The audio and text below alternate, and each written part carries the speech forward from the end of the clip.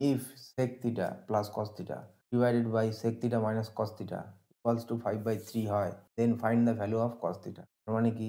Same জিনিস, ভালো করে দেখো। উপরে যা আছে নিচেও সেম জিনিস আছে, শুধুমাত্র ডিফারেন্স কি?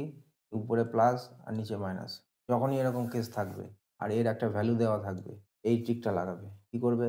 ফার্স্ট এলিমেন্ট কোনটা সেইটা লেখো, sec।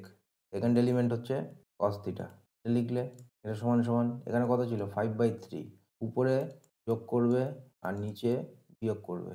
এখানে ভালো করে দেখো, এখানে প্লাস আছে তার জন্য যোগ করলাম, আর এখানে বিয়োগ আছে সেই জন্য বিয়োগ করলাম। এটা কিন্তু না, এইখানে মানে লেফট হ্যান্ড সাইডে প্লাস মাইনাস যাই থাকুক না কেন, এইটা হচ্ছে লেফট হ্যান্ড সাইড।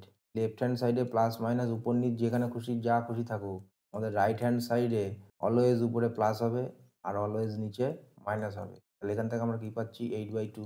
8/2 মানে 4। তাহলে এখান থেকে আমরা কি পেলাম? sec theta minus cos theta equals two 4। আমাদের বার করতে বলেছে cos theta, তাহলে এই সেকটাকে তাড়াতে হবে। sec মানে আমরা কি শিখেছি? 1/cos। তাহলে 1/cos যদি হয় তাহলে একটা অলরেডি cos রয়েছে, তাহলে cos স্কোয়ার হয়ে যাবে। cos স্কোয়ার theta সমান সমান 4। এবার এটাকে উল্টে দাও, উল্টে দিলে এইদিকে হয়ে গেল cos স্কোয়ার theta আর এখানে হয়ে গেল 1/4। এবারে আমাদের এই স্কোয়ার তাড়াতে হবে। স্কোয়ার যদি তাড়াই তাহলে বোথ সাইড রুট করতে হবে। বোথ সাইড যদি রুট করি, এদিকে cos স্কোয়ারের থেকে স্কোয়ার চলে গেল আর এখানে √1/4। তাহলে 1-এর রুট করলে 1, 4-এর রুট করলে 2।